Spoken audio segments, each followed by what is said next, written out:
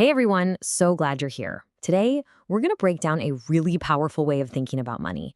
It's a framework that might just completely change how you approach your finances. You know that feeling when you're working your tail off, but you just don't seem to be getting ahead? Well, if that's you, this is exactly what you need to hear. All right, here's the game plan. First, we're going to tackle a huge problem with most financial strategies. Then, I'll introduce you to this cool idea called the wealth ladder. After that, we'll get practical and see how it applies to your spending and then your earning and investing. And we'll wrap up by figuring out how you can find your next step on that ladder. So let's just jump right in.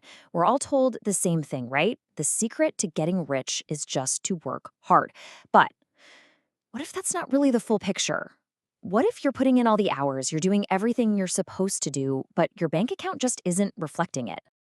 You know, this quote comes from a really great story. The author was at this chess competition, and he had studied all the classic opening moves. He was working so hard at it. But he kept getting crushed by this one player named Victor, who was like playing a totally different game. And that's when it hit him. It didn't matter how much harder he practiced his current strategy. To beat Victor, he needed a whole new one. And that, right there, is the big question for our own finances, isn't it? If just working more or trying to save an extra 10 bucks here and there isn't making a real difference, then what are we supposed to do? It's super frustrating, and honestly, it's where millions and millions of people just get stuck.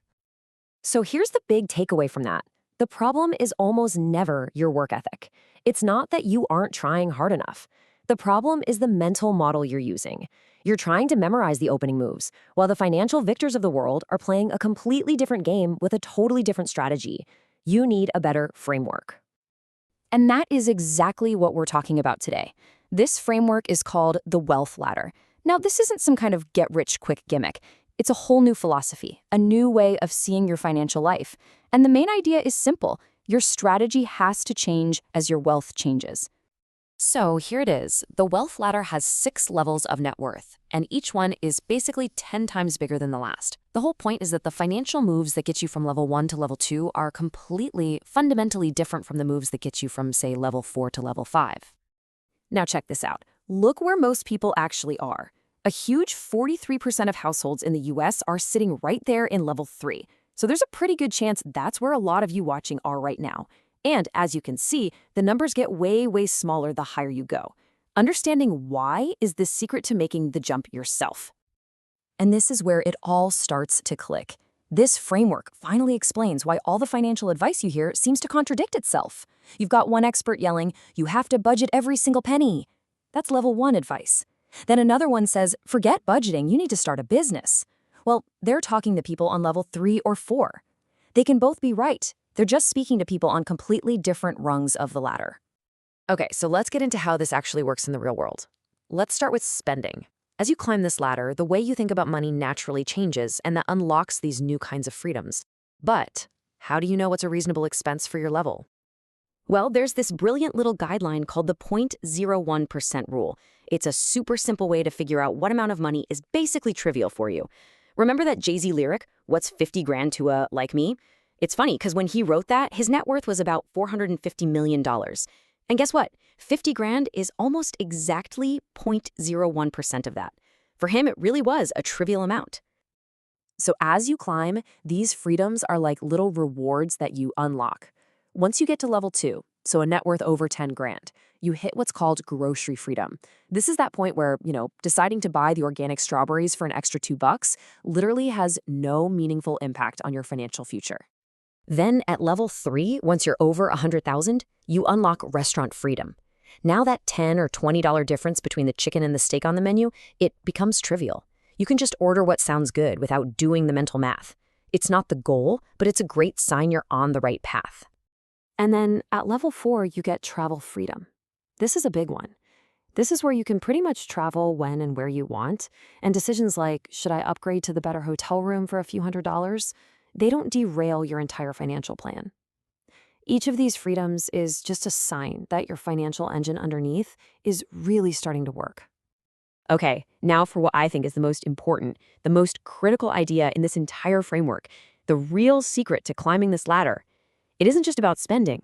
It's about a massive shift in what you actually own. It's called the Great Asset Shift. Take a look at this. This shows you what a typical household in levels 1 to 3 owns. You see that? The biggest pieces of the pie are their house and their cars. Now think about it. These are assets that most of the time are costing them money every single month in mortgage payments, insurance, repairs, you name it. But now look at the incredible difference when you get to levels 4 to 6. The house is a much smaller piece. And what's the biggest slice now? Business interests, stocks, other real estate. These are all assets that make them money through profits and dividends and rent.